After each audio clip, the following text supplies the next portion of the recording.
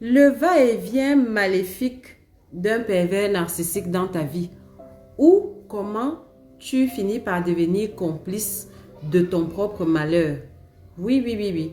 Si vous êtes en relation avec un pervers narcissique, que ce soit un homme ou que ce soit une femme, alors arrêtez-vous et cette vidéo, elle est pour vous. Les pervers narcissiques sont spécialistes dans l'art d'aller et de venir dans la vie de leur proie. Vous voyez bien, je choisis bien mes mots. Je dis bien proie parce que pour le pervers narcissique, tu n'es ni plus ni moins qu'une proie. Tu n'es ni plus ni moins qu'une source d'énergie. Tu n'es pas une personne. Tu n'es pas son âme sœur. Tu n'es pas sa flamme jumelle. Non, tu es sa meilleure source d'énergie. Et donc, au nom de ça, le pervers narcissique va souffler le chaud et le froid dans votre relation afin justement de ramollir ton gigot, de sorte que tu commences toi-même à dégager le sucre qui va le nourrir, à savoir ton énergie. Et donc, au cours de ces chauds-froids, le pervers narcissique va volontairement ponctuer votre relation de va-et-vient. C'est-à-dire que des moments, il est in love, il est follement amoureux de toi, que ce soit un homme, que ce soit une femme. Et puis des moments, tac, il se retire, il ou elle fait comme si tu n'existes plus pour lui. Et après, il revient. Et quand il revient, regardez bien la caractéristique des pervers narcissiques, c'est que il revient en se présentant maintenant comme une sorte d'enfant qui a fait des gaffes. Parce que dans le jeu relationnel, dans la dynamique relationnelle, le pervers narcissique a instauré une relation de parent-enfant et dont il usurpe les rôles tour à tour selon ce qui lui profite à lui ou à elle. Si c'est un homme ou c'est une femme, je m'explique. Le pervers narcissique va t'infantiliser quand il faudra qu'il te manipule, quand il faudra qu'il te contrôle. Donc, il va se placer, il va se positionner dans votre relation comme un parent. Il te donne des ordres, il te dit comment t'habiller, il te dit comment te tenir, il te dit comment dépenser ton argent, il te dit ce qu'il faut faire, ce qu'il ne faut pas faire, il te dit ce qu'il estime être correct ou pas, il t'inculque sa perception à lui du bien et du mal. Ça, c'est quand il est dans son rôle de parent.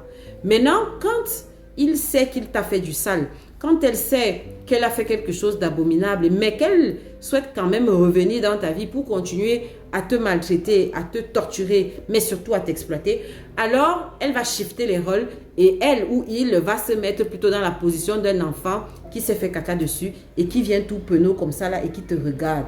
Donc vous voyez bien que quand le pervers narcissique revient, il ne s'excuse pas de façon franche, de façon honnête. Non, il utilise un subterfuge. C'est une arnaque. Il vient, il se présente comme ça là et il appelle à toi justement le sens parental. Et du coup, toi, tu te mets dans la position du sauveur, tu te mets dans la position de Mère Teresa, de Sainte Mère Teresa et tu te dis que voici une âme en peine. Et tu vas te souvenir comme par hasard à ce moment du discours qu'il t'avait raconté au début de votre relation, de son enfance difficile, de son passé qui a été tortueux. Et donc, quand il fait son air tout penaud, comme si il est un enfant qui s'est fait caca dessus, eh bien, il te regarde et dans son regard, en fait, il est en train comme ça, là, de façon subliminale, de t'hypnotiser et de t'amener à appeler toi-même au souvenir de cette cassette-là. Cette cassette où il te racontait comment sa maman l'avait maltraité, comment il n'a pas vécu avec son père, comment l'oncle chez qui il restait le maltraitait, comment il n'a pas connu d'affection parentale, nanani, nanana. Et bien évidemment que c'est une cassette qui est fausse. J'espère que rendu aujourd'hui, tu comprends très bien que tout ce que tu sais sur ce personnage est à 80% faux. Il t'a raconté que du mensonge. Donc, tu vas appeler à ça, ton cerveau, de façon subliminale, parce que tu es manipulé, tu es contrôlé, va taper dans ce souvenir-là. Ah, il m'avait dit, pourquoi je lui en veux même, pourquoi je suis peut-être je suis trop dure avec lui, peut-être je suis finalement trop dure avec elle. Elle n'a pas vécu avec son père, elle n'a pas connu l'affection d'un père. Donc, ça peut expliquer son comportement. Peut-être elle a juste besoin de quelqu'un qui lui montre le chemin. Peut-être c'est même ma mission de vie. Peut-être même c'est la raison pour laquelle Dieu nous a mis ensemble. Pour que je lui montre le chemin de la lumière. Pour que je lui montre comment se tenir. Pour que je lui montre que elle peut être aimée ou qu'il peut être aimé en relation. Sauf que tu es l'andouille. C'est-à-dire que, oui. Pendant que toi, tu te fais ça, tu te construis tout ton film, tout ton délire dans ta tête, que allez hop, tu revêts ta cape de Sainte Mère Teresa, ou bien tu deviens le père, je sais pas quoi, le père Raphaël, je sais pas trop. Pendant ce temps, PN qui est en face là, il s'est dit, yes, il est en train de mordre. Yes, elle est en train de mordre. Je savais, je savais qu'elle ne peut pas me résister. Je savais que je peux aller et venir dans sa vie comme bon me semble. Alors allez, maintenant il faut que je compte. Il me faudra combien de temps pour lui pondre un orage narcissique? Oh là, il me gonfle, il me saoule. Ouah. J'ai hâte d'en arriver au prochain orage narcissique. J'ai hâte d'arriver au prochain épisode de violence verbale où je pourrai à nouveau en avoir pour mon compte, où je pourrai à nouveau avoir un bon repas, où je pourrai à nouveau me délecter de sa souffrance, où je pourrai à nouveau me sentir nourri, de l'avoir à terre, de le voir à genoux à mes pieds me supplier d'arrêter, de le voir pleurer, de le voir souffrir. Oui, c'est tout ce qu'il y a dans sa tête. Hein. Il te voit comme un gigot de viande qui s'apprête à consommer. Donc, pendant que toi, tu es dans ton délire là, en fait, tu es le gigot. Et c'est comme ça que tu deviens complice de ton propre malheur. Parce que tu le reprends dans ta vie, tu la reprends dans ta vie pour un autre tour, au nom de que il a eu une enfance difficile, au nom de que, ah non, non, non, non, je te la fais très courte. Tu n'es pas son père.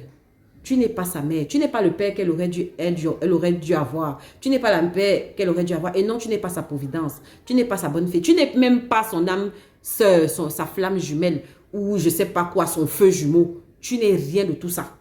Tu n'es qu'un morceau de viande que qu'un prédateur malhonnête et infâme et abominable s'apprête juste à croquer. Sans vergogne, sans honte. D'accord? Donc, la prochaine fois que tu vas penser reprendre ce pervers narcissique dans ta vie, que tu vas envisager lui laisser à nouveau accès à ta vie, pense bien à cela. Pense bien au fait que, t'inquiète, il y aura un autre orage narcissique. Non, non, non, ça ne va pas s'arrêter. D'accord? Donc, c'est une danse macabre. Cette danse-là, ce va-et-vient diabolique, c'est une danse macabre parce que toi-même, tu deviens ton propre sorcier. Tu deviens la propre sorcière de ta vie. Oui, je dis bien, tu deviens toi-même ton propre sorcier. Tu vas dire que c'est la faute à PN. Non, c'est la faute à toi-même. Tu deviens toi-même ton propre sorcier. Quelqu'un t'a montré clairement quelles sont ses intentions, qui n'a l'intention que de te torturer, de te malmener, de te maltraiter, de t'humilier. Pourquoi tu laisses cette personne revenir dans ta vie? Pourquoi tu laisses cette personne revenir dans ta vie? Pourquoi tu restes là? Tu fous quoi là? Je te pose la question à toi. Toi, tu fous quoi là? Tu fous quoi là? Tu deviens toi-même le propre complice de ton malheur. Et donc, oui, il faut sortir de là. C'est un va-et-vient maléfique. C'est un va-et-vient diabolique. Mais surtout, c'est un va-et-vient macabre. Parce que au final, il y aura un corps qui sera sur le tapis.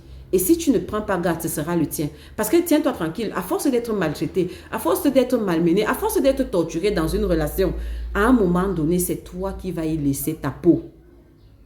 Pendant que lui, il sera bien regaillardi. Et d'ailleurs, soit dit en passant, il sera bien heureux de compter tes mésaventures à sa prochaine conquête. Elle sera bien heureuse de raconter à celui qui suivra après toi combien tu la suppliais, et combien malheureusement tu n'as pas pu te remettre de votre séparation et que depuis tu es sous antidépresseur et même que tu as fait quelques tentatives de suicide. C'est ça que tu veux laisser?